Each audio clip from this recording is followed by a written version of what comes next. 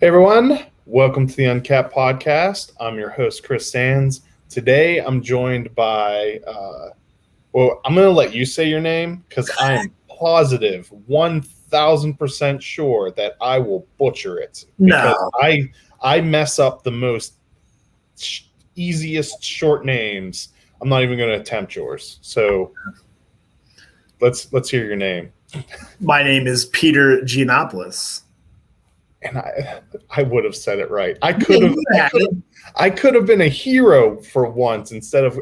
But seriously, I pronounce the easiest names completely wrong and butcher every introduction.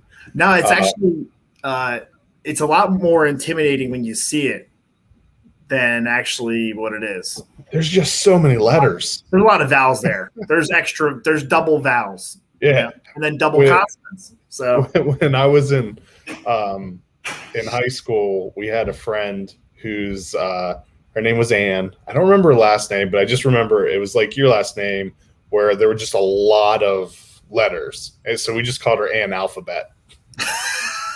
Alphabet Anne. So that's fine. Welcome, Peter Alphabet, to the podcast. Glad to be here.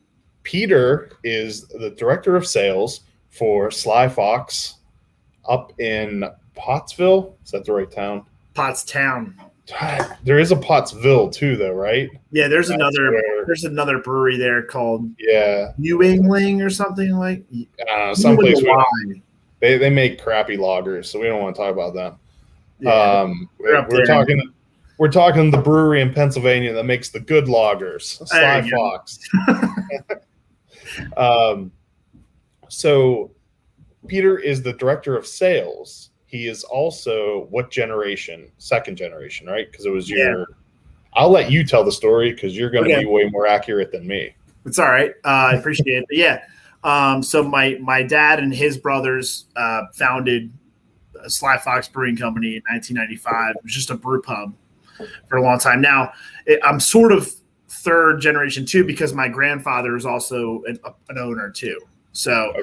It was originally my grandfather and his 5 children were the investors initially. So it's very much a family business. So it's sort of second generation, because he wasn't a man. My dad and my uncles were our managing partners. Okay. But my grandfather was not. So I'll call it second generation then. Let's do that. He had the money. So we'll say second generation of the running. Or I don't know. It doesn't matter. You're here, and you're going to tell us all about Sly Fox. I'm going to try because who better than the second/third generation? Second and a half. Yeah. We'll just go with that. That's easy. Yeah. So I told you this when we were talking before. For some reason, in my head, which was completely wrong, which often I thought Sly Fox was part of one of the large breweries. I think it may have just been because you're very prevalent in at that time it was just Pennsylvania. You weren't in Maryland yet, I don't think. Mm-hmm. But you are proudly independent, as this can says. Yeah. So I was wrong. And then thankfully I was provided some Haze Fix, a new beer on the market, although I guess it's been several months now. I guess it's been February release, so 3 months or 3 or 4 months. I really have no concept of time anymore. I was thinking it was like last year, but I guess it just felt like it was a decade ago. No, it was supposed to be actually, but then we had, believe it or not, had a hard time getting cans. So you're like the only person I've ever heard that from. That's weird. You would think like a larger brewer like you guys would be able to get some. Brutal. But what's cool about Haze Fix is that it is definitely one of the best shelf stable hazies I've ever had. Thank you. It is a solid, widely distributed hazy beer. Thank you. Yeah, it's doing great. We're really happy with it, and we love. We want to also differentiate a little bit by making it a lighter beer too. at 5.5%. So, yeah, it came out great. I mean, it was quite the development process, kind of spanning over a year or so, putting out these limited hazy IPAs and tweaking techniques and ingredients and things and yeasts to develop that beer. But we really are really happy with the final product. It's doing well. Are there of the larger, more widely distributed breweries, I think that do it right, it's you guys and Great Lakes, both in pretty close time frame, came out with hazy IPAs that are both really good. Yeah. Was that just coincidental, or was there some kind of sharing of knowledge about hazy IPAs that you could widely distribute without having to worry about them? There seemed to be, of course, we're coming out with this beer. So it's like when you get a new car and then you see that car all the time. Yeah. Like when we're developing the 12-ounce year-round hazy IPA, of course, all I start seeing is 12-ounce releases from established breweries, at the same time as us. I'm like, are we going to be too late to the party? I hope people still, care and want to try this beer. And fortunately, it's been great. But no, it was just coincidental. And actually, it was really funny because with the Great Lakes specifically, we have the same wholesaler in Maryland. So they were coming out with actually Haze Craft was right maybe a month before us, or a month. Because I was asking them hey, how's it going? How's it selling and stuff like that. So from at least what I've been told. Yeah, and I see encouraging for me to hear. And I see Haze Fix absolutely everywhere too. So I'm assuming it is also doing well. Yeah, it's doing good. Actually, it's doing really good in Maryland, specifically, and on draft, which is a good sign because, draft we kind of look at as it's sort of like a sampling opportunity, really. That's when I try my beers. Is now that we are allowed to go back to bars and have a bunch of different beers at some good beer bars. That's where I try other people's beers, see what's going on, get ideas. And I don't think I had the Pikeland Pills before right now, or if I did, it was after it was mixed in with a bunch of other beers, so my palate was completely wrecked. But last week I had told someone that I was doing an episode about Sly Fox, and their first response was, they make the best Pilsner I've ever had. And it was I can't remember what brewery the person was with, but it was someone in the industry. They have a great palate. Yeah. Whoever it is, they have an amazing palate, and they were absolutely correct. But as I'm drinking it, this is a really, really good, and this is an older one. It's probably not that old, but oh no, it's plenty good. So but it's absolutely delicious. I was worried that maybe I had kept it around for too long and not drank it, but it's really, really good. Oh man, thank you. And what's funny, I feel like it's so funny. These topics tend to come in waves. I've talked to people the last few days or the last few weeks just about how, the longer you work at Sly Fox, the more your love for Pikeland Pills grows. Every single person who works at this brewery for multiple years, Pikeland Pills is their favorite beer. There's not even a question. And it's funny, there's some brewers who work for us in the past, they'll come here and they'll say their favorite style is Imperial Stout with, bourbon barrel aged Imperial Stout, or a big West Coast IPA, not interested in lagers whatsoever. And then after 2 years, they're like, yeah, Pikeland's my favorite beer. It is a really easy drinking, full flavored, just delicious beer. Is this one of the original beers? Because did you say, I don't think you mentioned when Sly Fox was opened originally, did you? 95. Okay. We opened that. We were just a brew pub for 7 years. So we really, my dad kind of had the original vision of the brew pub, and that distribution wasn't really part of the original game plan at all. It was really kind of happened organically, and we didn't start distributing really until like 2003, and then we started canning in 2005 or 2006. Did you went straight to cans? Correct. Yeah, we had done bombers, and we had done bottle conditioned 750 milliliters for our like Belgian line that we had, but we never have done 12-ounce bottles. And does that play into, because you guys kind of lean into like outdoor type activities? Was that the impetus for that, where it's much safer and easier to take cans of beer with you someplace than it is bottles? There was a lot of things we loved about cans. And actually we made this graphic that had all the reasons why cans are better. They're lighter to ship. They're better for recycle. They're more recyclable than bottles. They're better for, the can seam, the lid seam on a can is better than a bottle cap. It doesn't let in any light whatsoever. The reasons you mentioned about outdoor activities, they get cold faster. They don't break as easily. So there was all these reasons that we loved the idea, but in 2005, we were the first canning craft brewery in the Mid-Atlantic. So people were like, "What the hell are you guys doing, putting your great beer in these shitty cans?" And I wonder if that played into my completely wrong perception too. Is that like back then it was taboo to have good beer in a can? Like it was. Well, it didn't exist. Good beer couldn't be in a can. Yeah.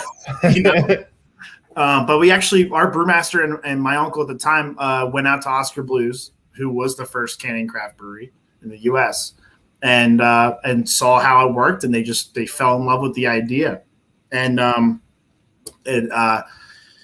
they were a huge inspiration, and so that they have that big outdoors aspect of their branding, and we also have a lot of people that work for us that love outdoor activities. So that kind of like naturally was a good fit for us, just like it was for Dale over there. So that they were a big part of that. But yeah, it took a long time to educate people about cans aren't bad for beer whatsoever. Yeah. Our current director of brewing operations, Tim Ost, he used to bartend at the bar and would crack a can behind the bar and then pour a draft and blind sample, hey, tell me which one's out of the shitty can, They go, that one.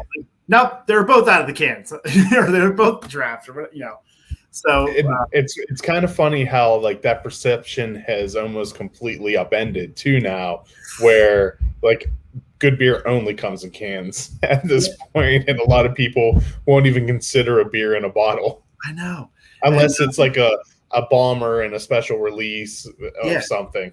But that took so much work. Like we had a whole can. We created a website called what was it? Cantastical or something, and then we had the Cantacular Award we would give out, and we invented one of our biggest events is called Can Jam, because it's the frisbee tournament, but also we would promote cans. So we did a lot to like push cans. Like cans are great for beer, and it felt like it was pushing a boulder up a hill, but eventually everyone figured it out too. So what used to be a nice differentiator for us, first we were, maligned, and then it became a differentiator, and then now we're just one of the other can brews. Yeah. So these kids don't know how hard it was back in the day. we were Crown Cork and Seal's first craft customer. So how long have you been involved in the day-to-day at Sly Fox? A little over 7 years. Okay. And I started out actually in operations. My background is in operations and production and stuff. And I had worked at Wegmans and their big distribution center in Pottsville, Pennsylvania. So I came and worked for the brewery. For 3.5 years, I was helping out Tim, our director of brewing operations, with all the stuff that happens here. And I also got involved in planning our big events, and doing whatever it takes. And then I guess it was 4 years ago or so, they decided we had certain salespeople leaving, and it was like, you know what, Peter, why don't you go do sales now? I'm like, I don't know how to do that, but I'll try. And it's easy, Peter. Just go convince people to drink some beer. Yeah, the beer's great, so why don't they all buy it? Yeah.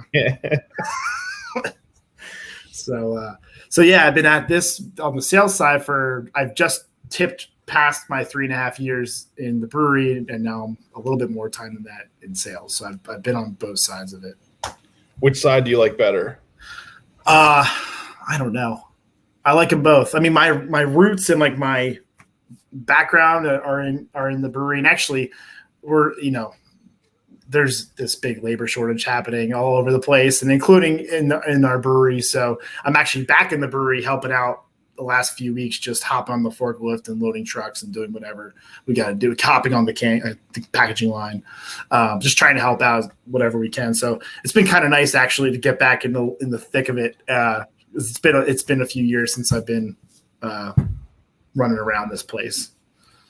But I like sales too. I like exploring. I like seeing new places, meeting new people. I get excited when I'm in some faraway place and people are like, oh my God, I love Sly Fox and some obscure beer. I'm like, wow, that's crazy that you know that. So that I get excited. I like that. I like seeing people enthusiastic about our beer, and that's something that it's hard to see when you're working in the brewery. That joy and those good times you're bringing people. You're not the really actual feedback from the customers and the. It's like when you're at a restaurant, you're telling the waiter or the waitress, "Oh my God, the food was amazing," and it's like I hope like the chef somehow is like magically hearing that, Yeah. But he's just getting up next order. Let's take a real quick sponsor break. And when we come back, I want to talk a little bit more of like the history of where Sly Fox started and then into the present day. So cool. We will be right back. If you haven't heard about our beer dinners, well, now you have. Typically, the last Tuesday of each month, we partner with a local brewery and craft an exclusive 5-course dinner. Each course is thoughtfully paired with some of the finest craft beer available. You'll meet the brewery, enjoy memorable pairings and service, and have a damn good time. Like us on Facebook to stay in the know when tickets become available, because they will sell out quick. Idiom Brewing Company proudly offers a delicious variety of beers to satisfy the most discerning tastes. Best known for their wide array of IPAs, delicious fruited sours, and robust porters and stouts, Idiom prides themselves on continuing to innovate, utilizing new and experimental hops, local ingredients, and unique flavor profiles. Idiom has a simple goal in mind: to bring people from all walks of life together to enjoy themselves and each other. Idiom Brewing Company is located in downtown Frederick, just south of the intersection of East Street and East Patrick Street, with ample seating and directly on Carroll Creek. All right, so back in 1995, the craft beer industry was just a tad bit different back then, and people's perception of craft beer, or just beer in general, was just a tad different. So when they opened that first brew pub, what were the kind of offerings and how did they approach it back then? Well, I was a wee little lad then, but I can tell you just from hearing stories. First off, craft beer, the term didn't exist yet. It was microbrew or micro. We were the Sly Fox Brewhouse and Eatery with a big microbrewery, right on the top of the sign.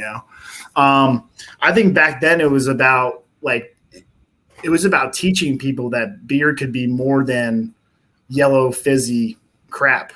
That's where it had gotten to in the 80s. For the most part, it was just, there wasn't many options. And I don't know, when my parents and my uncles had, tried, Sierra Nevada Pale Ale, or, a better beer for the first time, it really like opened their minds that beer could be so much more. And so then you got to do that to your customers too. And they come in, they're like, wait, so you make beer here? Like, how do you make beer? It was such a new concept that it was a lot of educating. And in the beginning, I think we made some, amber ales were big in the 90s, so I think even our IPA, which was our flagship beer at the time, was called Amber IPA, because we're trying to get people to like, it's an amber, so you'll like it, but like it's not amber, Yeah. like what's that, So it was a learning process. I think they had, I think we had some light lagers. We had some porters that were flavored, vanilla porter. I think we had, or the original lineup was, my uncle John was the original brewer, I think, and then they hired a few different people over the years that were, bringing in different recipes, and we hired Bill Moore, who was at Stouts, and that's when our beer kind of jumped to the next level. He was at Stouts, and then he became the brewer for Lancaster Brewing Company. He's still a great friend of ours. Now he sells beer for Lancaster Brewing Company. He's like me, went from brewing operations to sales. He lives in Pottstown, actually, so we see him all the time. But he brewed for us, and then later on, Brian O'Reilly came, and he was our brewmaster that starting like 2002 through 2017 or 2018 or so. So he had a major influence on the breweries, and that's really when our lineup changed to closer to what it looks like now. A lot of his recipes and his ideas we started digging into more. But even with Bill, we had started getting into more traditional German stuff too. So we've always kind of harkened back to like English ales and German beers, and then obviously some newer American stuff. It's always been kind of there, but it just kind of evolved over time. And you guys had opened multiple brew pubs before opening the production brewery, correct? Or was it just one pub?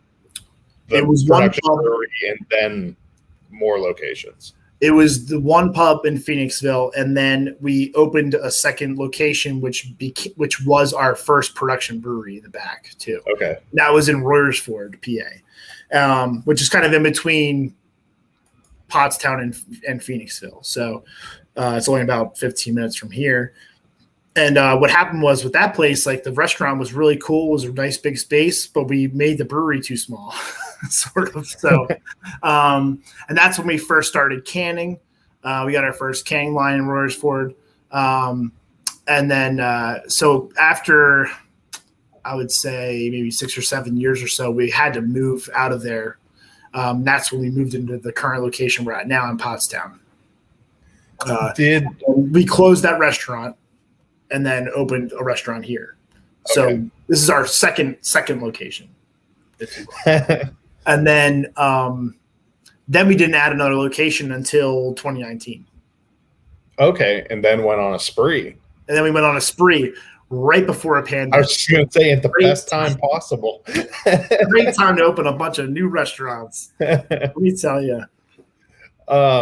What size brew house was in that original brew pub? Do you know? 15 barrel. Okay, so it's a pretty big system. It was like kind of this. I think my dad or one of them was like, it's not that much more money to put this thing up from a 7 or a 10 barrel to 15. So why not just have more beer? Why not make it a little bit easier on ourselves? And so we actually still have that original brewery in Phoenixville. We still make small batch stuff there too. So, but most of the production is done here in Pottstown. Then what size brew house do you have there? It's a 50 hectoliters, so like a 45, 43 barrel. I'm glad you went straight to just telling me what the real number was. Yeah, I didn't. I'm guessing it is a German built. Braukon system right from Bavaria. It's amazing. It's an amazing system, and it has a closed loop. The heat energy is recaptured, the steam is recaptured and then utilized to heat up the hot liquor, the hot water tank. So even brewing 3 times a day, it doesn't get it's a contained system. It really doesn't get hot from the brewery from the brew house in the brewery space, where everything is. It's not like the canning line and the cellar and the kegging line, everything's all in one big room basically. So the fact that we can brew 3 times a day, 3 batches a day, and it doesn't really get any more hot in here is because it's recapturing that energy. It's super efficient. So are you using 120 barrel fermenters then, or? Yeah, we have a bunch of 40 barrels. So for a single batch, and then we have I think 8 or 9 120 barrel tanks, and then we put 4 160 barrel tanks outside. So we actually can do 4 in a row, 3 nice. And then they keep going, and put them outside. They're all insulated. So our bigger lager batches and our bigger seasonals like Oktoberfest, you can just throw them in those outside tanks, and it's a lot easier than messing with these smaller ones. What I love how you just throw around smaller ones, and then just a couple weeks ago, I'm talking to someone who has a 7-barrel at Brewhouse, and their big tanks are the 15-barrel ones. It's all relative. Yeah, it's funny how just the wide scale, but then still you guys compared to other ones is tiny. The breadth of scale between different craft breweries is just crazy. Absolutely. You can have a nano brewery doing 1 barrel, and then you can have us, we're kind of in the middle. And then you can have, Victory or Dogfish or New Belgium, and they're like Taj Mahals of beer, it's outrageous.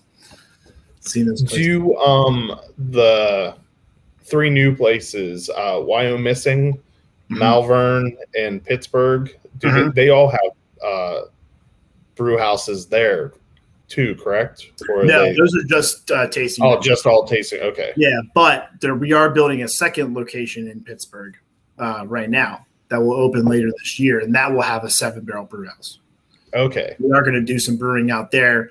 Have some limited stuff that's available to those 2 Pittsburgh locations in the Western PA market, which has become a really good market for us.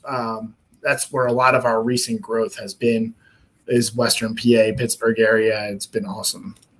I grew up in Pittsburgh, and I worked for a company that was doing a bunch of work on the in California, and my coworkers were out there drinking, and someone came up to him and asked them if they were from Pittsburgh. And they were like, why? Do you think our accent's funny or something along those lines? He's like, no one drinks like you people. And so doing well in the Pittsburgh area, that checks out. Yeah. And they like lagers, and they like beer out there. I mean, it's it's a good fit for us. It's a very the beer scene there is very interesting, that you can do really well with that, and then you can do really well with all the new styles too. Mm-hmm. So with your mix and portfolio, that I imagine that you guys would do quite well there. Yeah, and it's cool that we can have I learned it really makes a difference to have a physical spot. Have a place where people can go and try a bunch of beers on draft, and it really helps build your brand awareness, which I've learned is a huge part of selling beer and distribution. There's just people knowing your beer. It helps more than I even thought. The tap house, that's downtown. Downtown, yeah. It's coming out in me. It's right on the point. I mean, it's right. Yeah. It's as close to the Point State Park as you can get. Basically. And then the brew pub, that's going to be at the very beginning of the south side, right? Yeah, or the south side. South side. in between Station Square and the proper like Southside Flats on Carson Street, off of Carson Street. But it's just in kind of in that industrial no man's land. But this place is right on the Mon River, and the trail, the Three Rivers Trail, like hops up right to it. So it gets a lot of people riding bikes and stuff like that right by it. It's gonna be a sweet location. And they built actually a small Highline there, like the one that's up in Chelsea, New York City, or where they're using an old rail line and making it into a park. And an elevated rail line, yeah. So that's part of the building. It's in an old train terminal building. So there's a rail line that's elevated, and they made that into a park, and our place and our beer garden's like right below that. So will that's going to have a full restaurant and everything there, right? Yep. When is that slated to open? We're open for like late July or August. When's it really going to open? Dude. No idea. I mean, permits and whatever, unforeseen construction delays. I mean, this thing was supposed to be open last year, but you know what happened last year. So yeah, well, that's why I thought it had already opened, because it was like, I remember the last time I talked to you, like it was pretty close. Yeah, it's pretty close. Yeah, but I know, like from talking to like other breweries and planning, that the amount of time that permits are just sitting, waiting to be approved at this point is they're hanging out for a very long time before they decide to go on with their next destination. Yeah, no, it's I don't know. In my experience in this business, whenever there's a date, just add a lot, add months to the end of that date, and you might be close. So maybe when we make our trip up in usually October or November-ish time frame, we might be able to hit the grand opening. Probably it better be open by then. I mean, yeah, because you really, like, I would assume you guys definitely don't want to miss like Oktoberfest. Like that would be, you got to give Hofbrauhaus a run for their money. Yeah, and oh man, yeah, I didn't even think about that actually. Just crossed my that sounds like a lot of fun. Like having Oktoberfest there, or going to Hofbrauhaus for Oktoberfest? Well, just like being down at like having an Oktoberfest event in that beer garden that we have with that new spot would be really sweet. Yeah, because to me, I've never been to Hofbrauhaus for Oktoberfest, but I feel like it would be a miserable experience. The one in Pittsburgh or the one in Munich? Just in any way. Well, I mean, if you're going to do it, you may as well at least experience it in Munich. But I assume like the one in Pittsburgh is probably just jam-packed with every person who thinks it's a great idea to go to Hofbrauhaus for Oktoberfest. Yeah, so we might get some overflow. That'll work nicely. Well, that's really cool, though. They did a nice job with that Hofbrauhaus. Actually, I had just returned from Austria when I went to Hofbrauhaus in Pittsburgh the first time, and so I was at like both Hofbrauhauses within like 3 weeks of each other. I was very impressed. I thought they did a great job like replicating it. Yeah, I've never been to any other one, but the one in it's in Homestead. No, it's not Homestead. It's in Southside, right? Where the heck is it? Yeah. And yeah, I enjoyed it. It was really good. Yeah, it's big, huge mugs of beer that's like 8% alcohol, and and realize you just drank the equivalent of like 5 beers. Yeah. But it was just one. Yeah. Just one very large one. And the pretzels were really good. Yeah. I'm a big fan of soft pretzels. Oh yeah. What's the name of that building that you're going into? The building doesn't have a name. Is called the Terminal Building. Okay. But the development is called the Highline, because of the Highline project I was talking about. So it's, if you search Pittsburgh Highline Sly Fox or Pittsburgh Highline, you'll see it. It's really cool. They're doing a cool job with it. So like the middle of it, the building is a parking garage. There's gonna be parking available. And then there's like retail space along the whole entire perimeter of the outside. And the upper middle part is like offices. You're saying all the things that I love. Beer, easy parking. Yeah. Yeah. We try, I have this really weird like OCD or paranoia when I'm going someplace for the first time and I don't know what the parking situation will be, and it builds up an unnatural amount of anxiety in me. Yeah. I don't know. Maybe I'm just conditioned because I'm used to dealing with Philly. In Frederick, we have parking everywhere. Yeah. Parking is a sport in Philadelphia. So, yeah. And I like playing the sport. I get it. I think I've been in the easy parking realm of Frederick for too long, where it's just this rendering from the Pittsburgh Biz Journals that I only get to see shortly because I don't have it's loading. That looks beautiful. It is, yeah. And most of that's done. The outside's all done. Okay. And the elevator and that raised the steps and the raised park is all finished. It's just the inside of the building that's still being worked on. But that whole beer garden area is all done now. So, how many people will you be able to have there? It looks like quite a lot. Yeah, I mean, well, especially the outside. The inside is going to have decent sized space, but then there's like that little there's an overhang area, like a deck that's going to have tables. I'm not really sure. So the outside part is big. Okay. And that's actually like a common area. But you'll be able to have beers there. Okay. Yeah. What else is located there? Another brewery. But they're like on the other side of the building, like completely, like they're facing Carson Street, I think. We're facing the river. Burgers Brewing. Are they open? Or they're open now. Yeah, they have another location. This is going to be a second location for them, I guess. Okay. So, I mean, it could turn into like even more of a destination for beer. I was going to say, I feel like that'll be helpful at that location, like to draw people. Yeah, whatever you can throw in there, because like I said, it is sort of a no man's land. But God, that is so Yinzer. What, burgers? Yeah. BURGH''ERS. Yeah. The only thing more Pittsburgh would have been burgers than that. Yeah.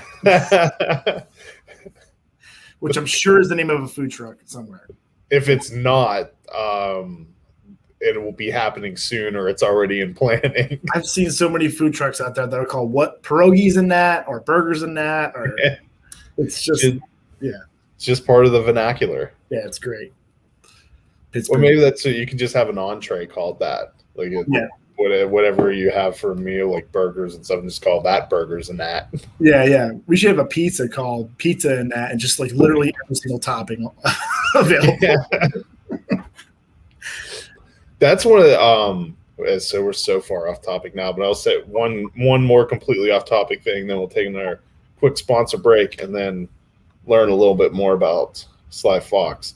But what I've always found one of the amazing things about Permane Brothers is that is a restaurant where you order a sandwich that has basically a whole serving of French fries and coleslaw thrown on the sandwich. And then they prompt you and ask you if you would like a slice of pizza.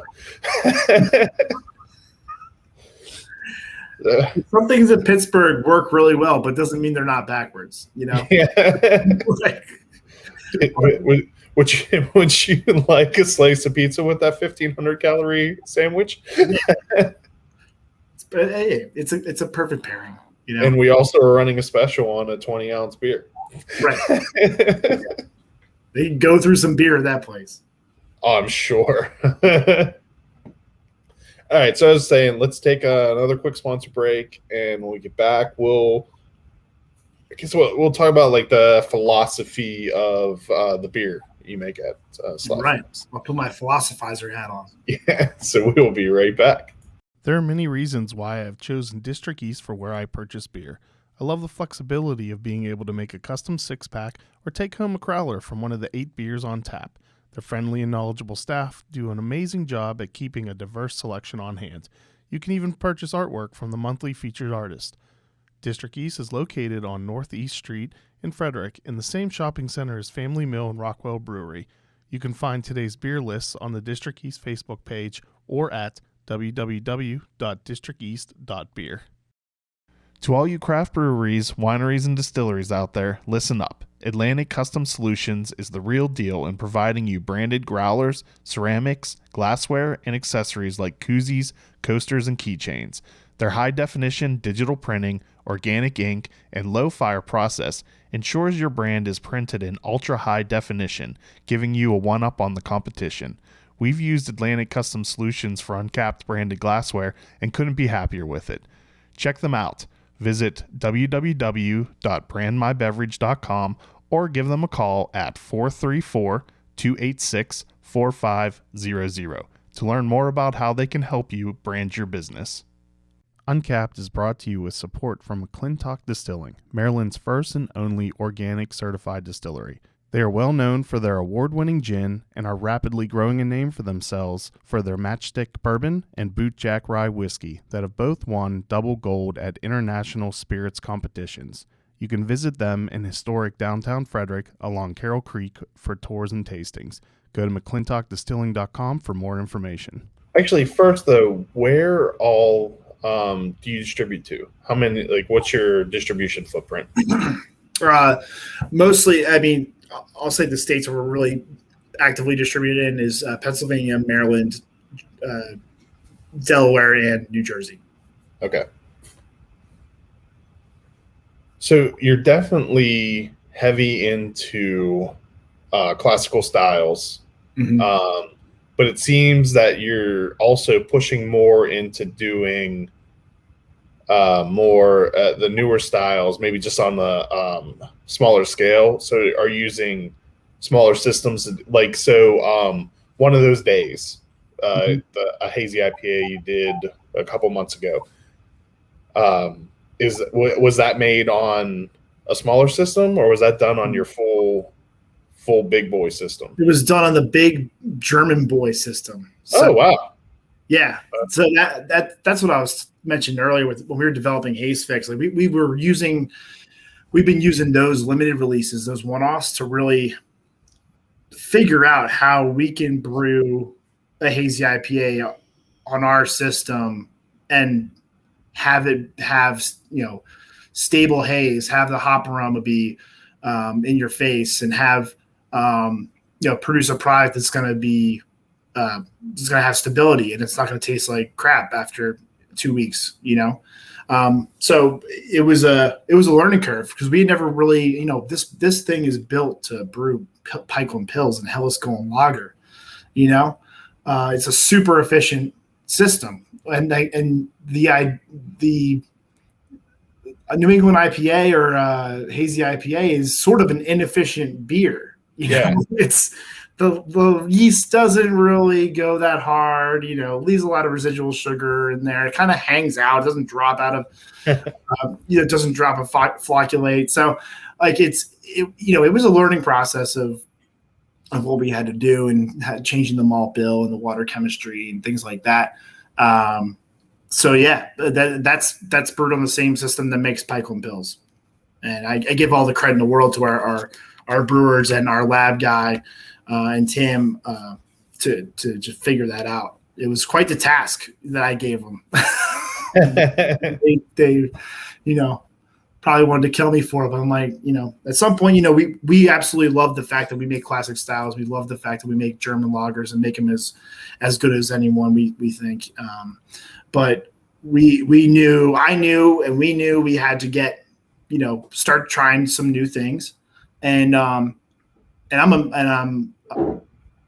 proud and I'm amazed at how well our hazy beers are coming out right now. Like, it's a far cry from the IPAs we were putting out, 6 years ago, or even 3 years ago. Do you know what the design differences of that system are that make it so efficient for your pills and lagers and stuff, and more difficult to brew IPAs, especially hazies and stuff? Or is that I mean, I'm not a true expert. I'm sure Tyler, our lab guy, would have an excellent answer for that. But I will tell you that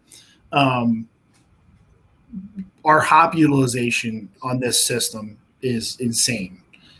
So we also do some contract brewing too. We make the Brewer's Art beer, Resurrection and Birdhouse and things like that. And we've worked with other contract brewers over the years, and usually what we find is we have to make an adjustment for hop utilization.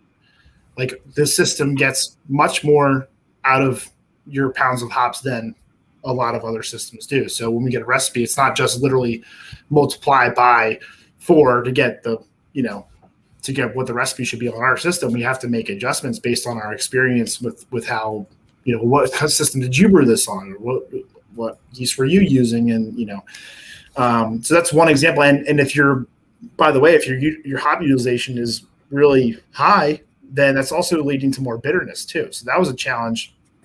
We had to figure out how, hazy IPAs are not a bitter beer. They're the opposite, but you're using a ton of hops. So how do you get that without making a bitter beer?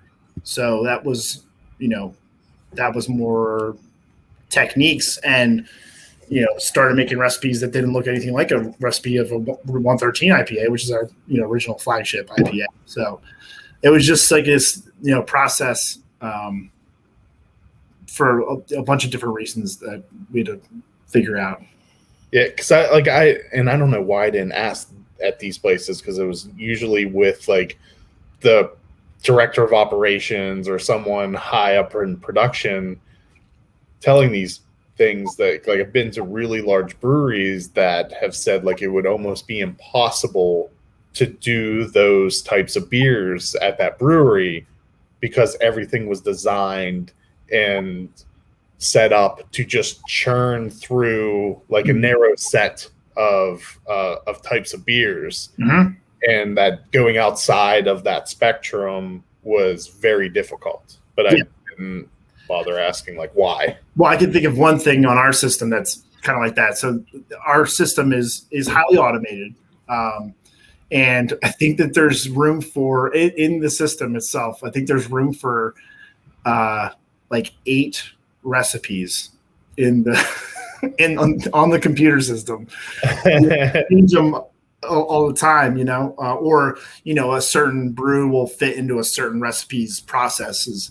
But you can tell it's a German system because there's only 8, or 10 or whatever. It's a very small number of recipes. I'm like, wow, this is definitely not meant for a nimble craft brewery. But Trogs probably has like very similar. We have the same system as them. Okay. Yeah. And actually the same one as the Hofbrauhaus too. Okay.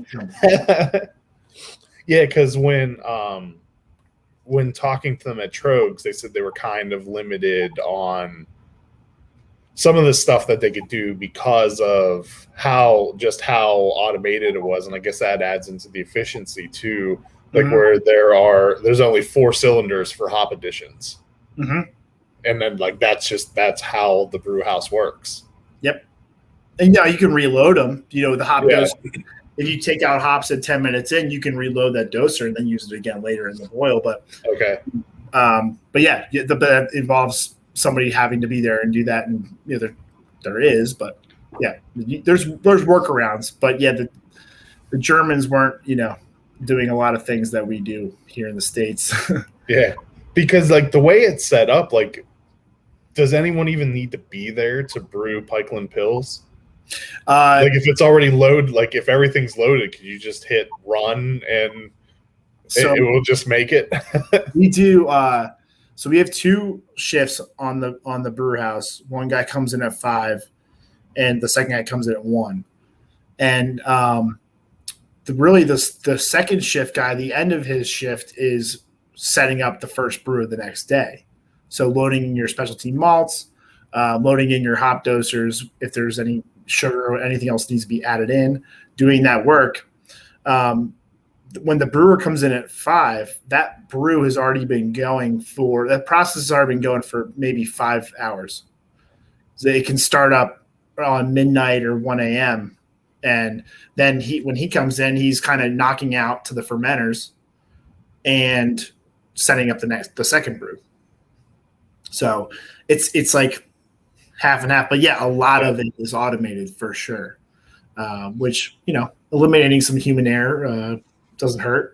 Yeah. Well, and makes everything very reproducible. And yep. Once you have everything locked in. So how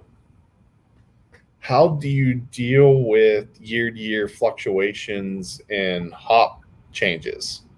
Do you do test batches to figure out tweaks you would have to do, or sometimes we'll let's say a new product comes out from one of our vendors and we want to try it, but we want to try it on a beer that, if you're tweaking something or trying something, you want to do it you want to eliminate as many variables as possible. So you really want to do it with one of your beers that you make. So sometimes you might make a batch and try a different hop, or try a different hop blend, or some new malt, or some new acid, or whatever, or water chemistry. And then we'll go through the process. We'll get nearly the finished product, and then blend it with a batch that's of normal, so that the changes are so minute that you wouldn't even notice. But that's one way that we experiment. We would rather do it because it's hard to brew a test batch of, okay, if you're brewing something, you make a new beer, well, then you're going to have to market that beer now.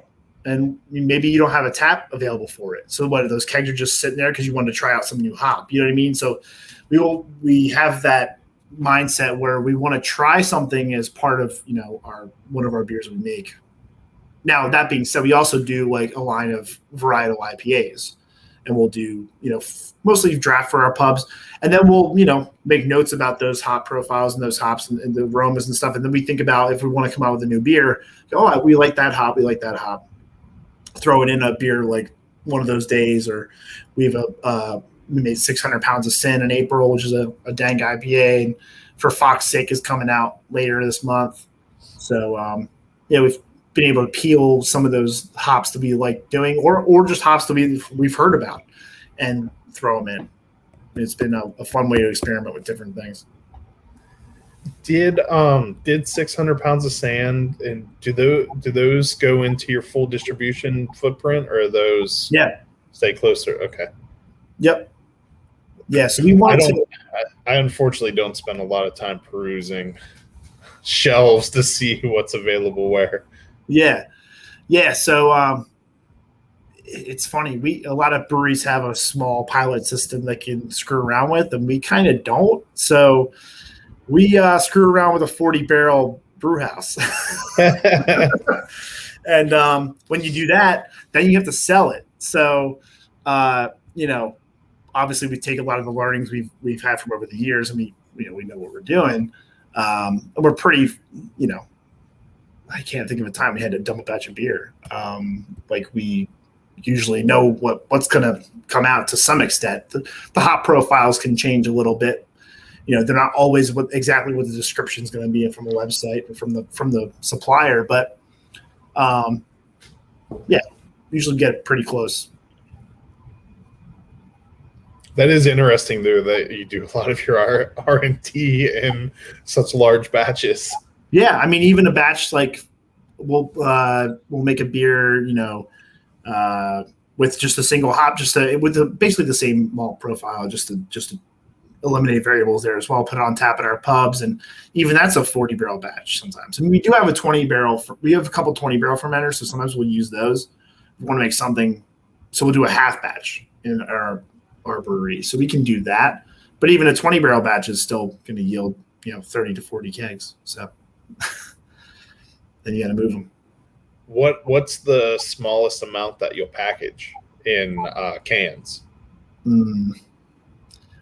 Really 40 barrels in a run. No, I shouldn't say that. 40 barrels coming out of the bright tank can be split between cans and kegs. So I guess 20 to 30 barrels in cans. Okay. Just running through the different year-round seasonals, and so things like now, or I'm finishing, I guess, not much left, but Alex's lemon wheat ales are proper summer seasonal. It's a beer we do for Alex's Lemonade Stand Foundation for childhood cancer. So we raise money, $1 per case sold goes to those guys. So the next occasional beer coming out is Zero Fox Given. Yeah. And that's no, sorry, for Fox's sake. I got it.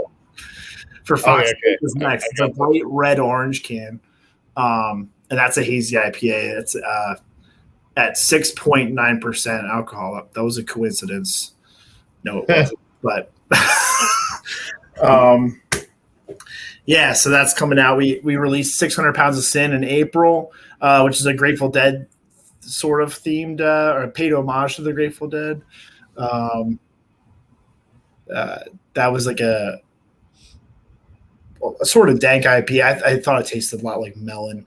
Really good beer, like 6.5%. So that could be on shelves still, or ask for it. I think I don't know if it's still available from our wholesaler. I don't know, but for Fox's Sake's coming out like in a few weeks. And that'll be down here also. Yeah. Mm-hmm. That is a cool can. The Angry Fox. Yeah. Yeah, we like having fun with the Fox a lot of these. It's sort of become a theme. Like a lot of the limited releases, it kind of happened by accident. Like some form of a Fox shows up on the can, but it's not like the primary logo Fox. It's some other rendering of it. So usually on those limiteds, we'll have a Fox in some capacity on there. So do these beers make returns, or are they one and dones? Like one of those days, 600 pounds for Fox's Sake. Like, will those ever return again, or is it based purely on if they sold really well? Then, of course, yes, we like money. We'll make it again. Yeah, I mean, it's kind of like we listen to people, and if we get emails or we get social media feedback or feedback at our pubs, hey, when's this beer coming around again? If we hear enough of that, I mean, we do listen. You know, so there are some beers that have made repeats. We made a beer called Baby Sparkles, double dry hyped IPA a couple times. But yeah, I mean, basically it's kind of up to the market. You know, we don't really have a plan to re-release something unless we sort of hear about it or we just kind of want to do it again because we really liked it. So that's it. I don't know. We try to be nimble and kind of flexible like that, maybe to a fault to some extent. But how often do beers make it into the year-round rotation? Well, Haze Fix was our most recent addition, and that it was the first year-round addition since Vulpulin IPA. And that was like 2.5 years ago, years prior, I think, maybe 3. So it's not that often, you know? Yeah, I mean, so talk about Pike and Pills again. Pike and Pills was one of the first beers we ever put in a can in 2005. And that's been, you know, a staple ever since. So even though Hellas Golden Lager is our top seller, that's an interesting thing about us. Our top 2 selling beers are lagers, which is not many breweries can say that. Not many craft breweries. That's a cool can too. The Hellas Golden Lager with the Castle Tower. Yeah, I mean, so that in the home market, that's our by far our biggest seller. I mean, by volume, it's knocks it out of the water. So beers like Pikeland that were around well over a decade, is it the same as it was way back then, or do you do iterations to kind of like freshen it up over time, or do you just stick to? We definitely mess around with it. We tweak everything all the time. If we think there's an opportunity to make the beer better, we're going to do it. So no, I mean, we've used different hop varieties. We've used, different types of the same hop, but just a different type of processing. Or we over the past 3 years, we've really messed around more with water chemistry than we used to. So that's, trying to change your mineral content per style is something that we do now that we didn't do as much before. So in the case of a beer like Pipeline Pills, you want like a soft water. In the case of a hoppy or bitter beer, you want a little bit of a harder water in general. So things like that, trying to match the water profile of where the beer came from is the idea, so that it'll come out the best. But we also have the concept of true to brand. Is this beer true to brand? So, every time a beer is filtered, we try it and make sure it doesn't taste not like Pipeline Pills or not like Haze Fix IPA. So even though you're making tweaks, I'm talking minutia here. But if the brewers think that it's going to make the beer better, then we go for it.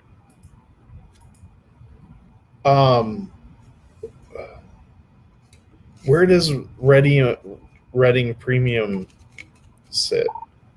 So Reading Premium was an awesome old brand dating back to 1886, and Reading, PA is about 30 minutes from here. And why I'm missing our new pub and why I'm missing is in West Reading, or near West Reading. So, Berks County, PA is a huge market for us. Actually, we sell a lot of beer there, and so we've had this connection to the area for a long time, and being up here and going to bars and seeing the old, classic Reading Premium POS hanging in bars, it was something that just kind of came our way, and we were, hey, do you guys want to brew Reading Premium and sell it? We're like, what? Is that even possible? And so yeah, we figured out a way to basically worked out an agreement with the people who own the brand. Okay. So we're like managing the brand. We brew it, we sell it. It is its own brand. Okay. Not because we're not proud of it or something, but just because we love the old branding, and I think it's a stronger brand by itself. It says brewed in can by Sly Fox Brewing Company on the can, yeah. But it's its own thing. It's its own beer. We pretty much like we utilized something pretty close to the original recipe. We threw in some corn to make it a true like American lager style, and it's great. It's and we sell it for a really good price. You can usually find it for $7.99 a 6-pack of pounders, and it's solid. That's hard to beat. Yeah. I think I like Pikeland, not a ton better, but definitely more. But the Reading is ridiculously good also. Yeah, I mean, and they're different beers, but it's so funny because they're just so clean. Both of them are so just like easy. I mean, I'm down almost 2 of them already. Yeah, I mean, they're dangerous ones. Like 3 of our biggest sellers are 3 light lagers. Helles, Pils, and Reading Premium, and they're all really different. But if you look at them next to each other, you're like, really, it's yellow fizzy beer, Yeah. But there's a lot to it. But tasty yellow fizzy beer. Oh yeah, I know. But they're golden light beers, and I don't know. It's cool that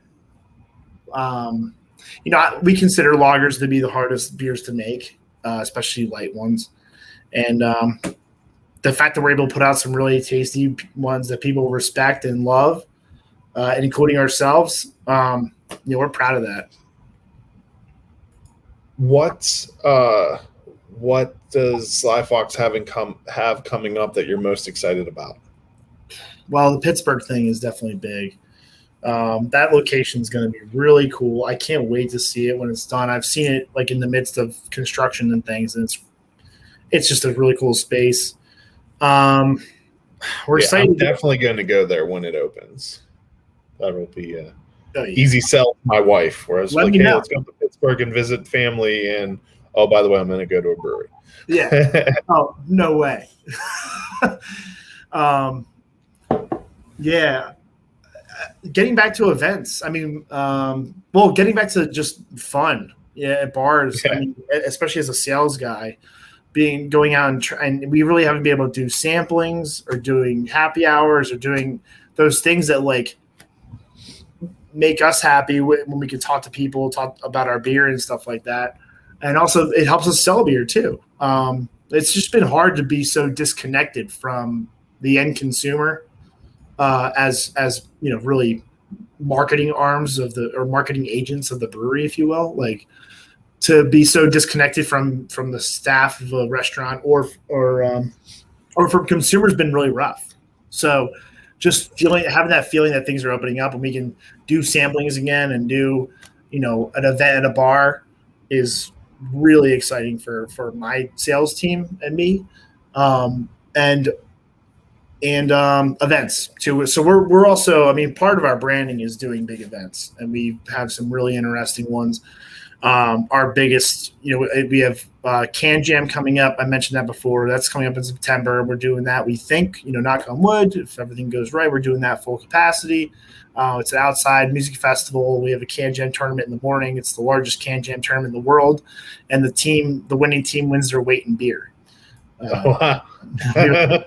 have a big scale and everything. We put cases of beer on until it evens out. And that's hilarious. Yeah, and then we have 5 bands. It's free to attend. I was just going to say, and it's free. And it's free. Oh, yeah, exclamation great bands. Apps. I think this year we have Stop Making Sense headlining. They're a Talking Heads cover band that's supposed to be really great.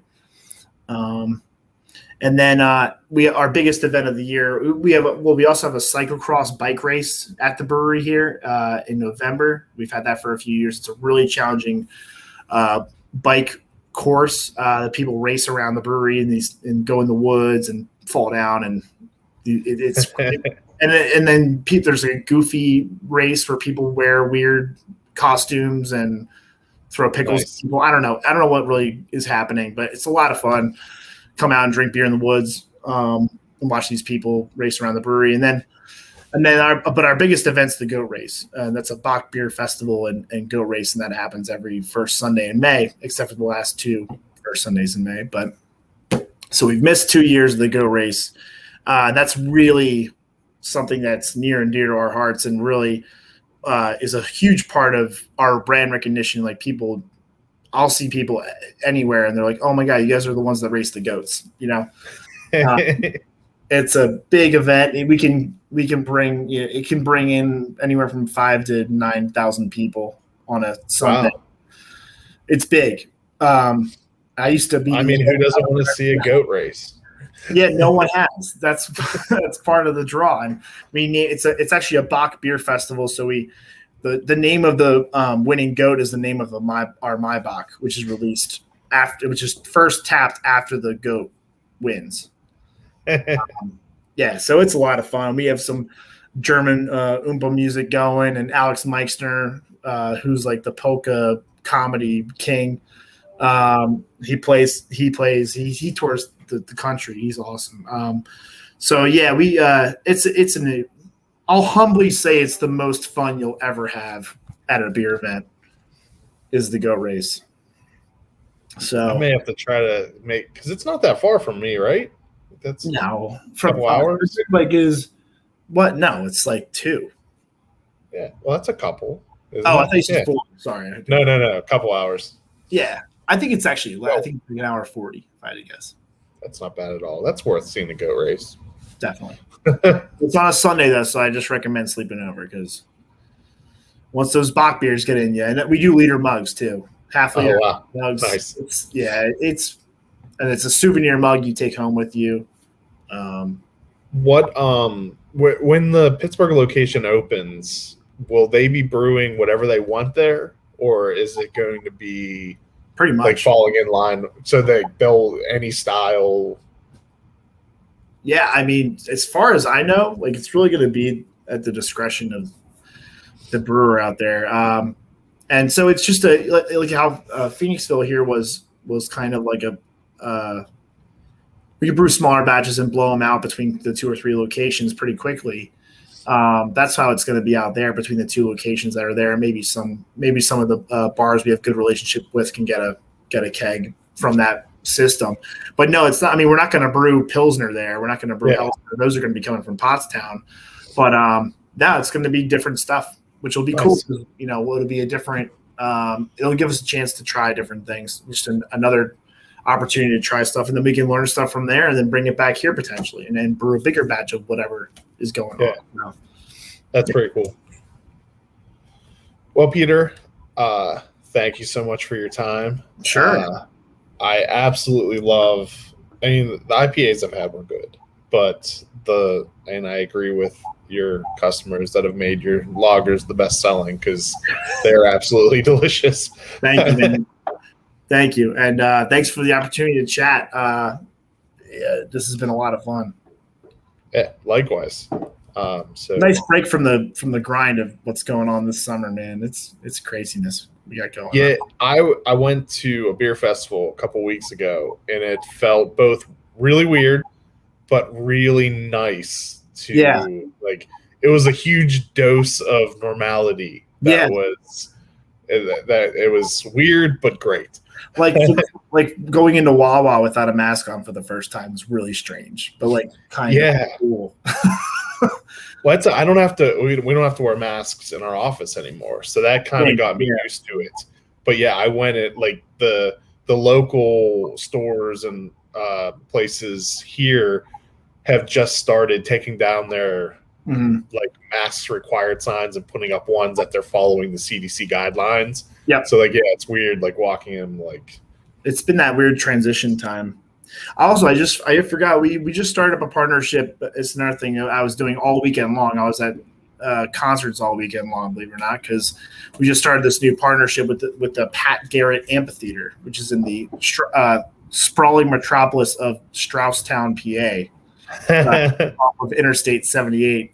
There are so many places in Pennsylvania that have the exact same beginning part and then just throw burg or town or ville at the end. For sure.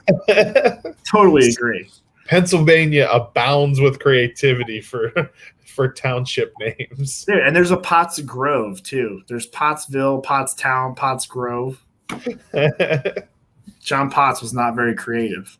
You know, a little egotistical, in my opinion. But yeah, it's this beautiful amphitheater that's out in the middle of nowhere, but it's easy to get to off of I-78. We're getting some cool acts in there, and we're the exclusive beer, so we're excited about that. It's going to be get our beer in a lot of people's hands, and there's going to be some Rick Nielsen from Cheap Tricks playing there in a couple weeks, and we got I don't know, all of the boards. Less than Jake was there this weekend. They had face to face. We're gonna have a Dark Star Orchestra is going there in July. They just played down here. It was packed. Oh yeah. So it's gonna be cool, and the sound there is beautiful. It's out in the up against the Appalachian, the Blue Mountain Ridge line. It's an awesome place. So that's another thing we just got off the ground last weekend, and we're excited about. I believe all the information about that's on your website too, right? I know we've been putting it out social media a lot. If you're interested in tickets, check out. I think if you just Google like Pat Garrett Amphitheater, it's the Grove Summer Concerts, right? No, that's that's different. Never mind. Yeah, the Grove is a Malvern location. But if you go to slyfoxbeer.com, there's all kinds of stuff. We got a lot going on there. Yeah. A lot is getting off the ground all at once and with limited staff. Sure, it's going to work out great. And there will be no problems. Don't worry. We'll make it happen. That's how it's always been. Somehow we got great people here who care a lot, and that's how we've been able to be alive for 25 years. What on social media, your Sly Fox Beer everywhere, right? Yeah, at Sly Fox Beer. I think Twitter, Instagram, Facebook is Sly Fox Beer. Yeah. All right. So everyone should go follow all of your social medias, stay up to date with what you have coming out. I look forward to checking out the new place in Pittsburgh. That's exciting. The renderings look beautiful. That is definitely an awesome location. Yeah, thanks. So that's thank you so much. Yeah, go ahead. I was just gonna say it's gonna. I'm so excited. I've seen the renderings. I've seen all the. I've walked through the building. I'm like, man, this is something else. This is going to be really different and really cool. In our biggest growing market, you're gonna be able to. There's gonna be a big Sly Fox sign. You can see it from downtown. Nice. It's gonna be freaking great. All right. Well, thank you once again for your time, for the delicious beer. Yeah. And thank you everyone for watching and listening. Cheers. Cheers. Thanks, Chris.